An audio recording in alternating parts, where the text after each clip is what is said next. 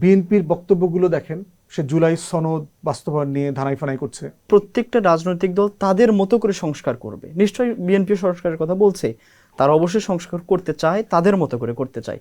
তাহলে এখানে সমালোচনার কি আছে আসলে? সমালোচনার বিষয় হচ্ছে যে তাদের মতো করার ব্যাপারে তো একমত হই নাই, সকলের মতো করার জন্য আমরা একমত হয়েছি। জুলাই সনদটা কি জিনিস? জুলাই সনদ হচ্ছে সরকার, আপনার মনে আছে, আসার পর 15টা, প্রথমে 6টা, তারপরে আরও 3টা 4টা আরও 5টা, সব মিলায় প্রায় 15টা সংস্কার কমিশন করেছে। তাদের ভিতরে সবচেয়ে গুরুত্বপূর্ণ 6টা কমিশনের রিপোর্ট আলোচনা করবার জন্য ঐকমত্য কমিশন করেছে, যেখানে আমরা মাসের পর মাস আলোচনা করেছি, কথাবার্তা বলেছি, মোটা দাগে আমরা একমত হয়েছি যে কি কি করা উচিত। এখন এই করা উচিতগুলোর রিফ্লেকশন হচ্ছে জুলাই জাতীয় সনদ এবং হচ্ছে গণভোটের যে 4টা প্রশ্ন, গণরায়, এই দুইটা জিনিস বাস্তবায়ন করা। থার্ড হচ্ছে গুরুত্বপূর্ণ অনেকগুলো অধ্যাদেশ যেগুলোর ব্যাপারে পুরো জাতি একমত, যেমন ধরেন মানবাধিকার কমিশন কিভাবে গঠিত হবে, গুম প্রতিরোধ আইন, সেটাকে পর্যন্ত সরকার র্যাটিফাই করে নাই। মানে এই মুহূর্তে আমি আপনি যদি গুম হই, কোনো আইন নাই প্রতিকারের।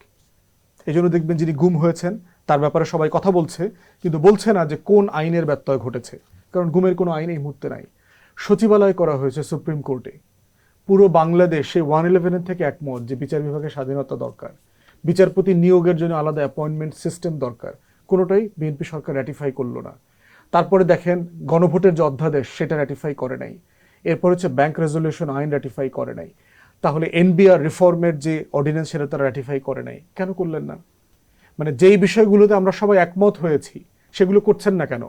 কিন্তু হলে আপনি জুলাই জুলাই করতে পছন্দ করছেন না, কিন্তু আপনি জুলাই সবচেয়ে বড় বেনিফিশিয়ারি। এটা নাম হচ্ছে জুলাই ব্যবসা। যে আপনি জুলাইয়ের একটা ঘটনাকে কেন্দ্র করে ক্ষমতায় আসছেন, কিন্তু ক্ষমতায় আসার পরে আপনার যে ওয়াদাগুলো ছিল সেগুলো আপনি মানছেন না, আবার মুখে মুখে কিন্তু জুলাই জুলাই করছেন। শুধু কি জাতীয় সনদ, বিএনপির নিজের দেয়া যে 31 দফা, এই 31 দফার 6-7টা দফা ইতিমধ্যে তারা প্রত্যাখ্যান করেছে, তারা লঙ্ঘন করেছে। 1 নম্বর দফা ছিল আপনার সংবিধান সংস্কার কমিশন করবে।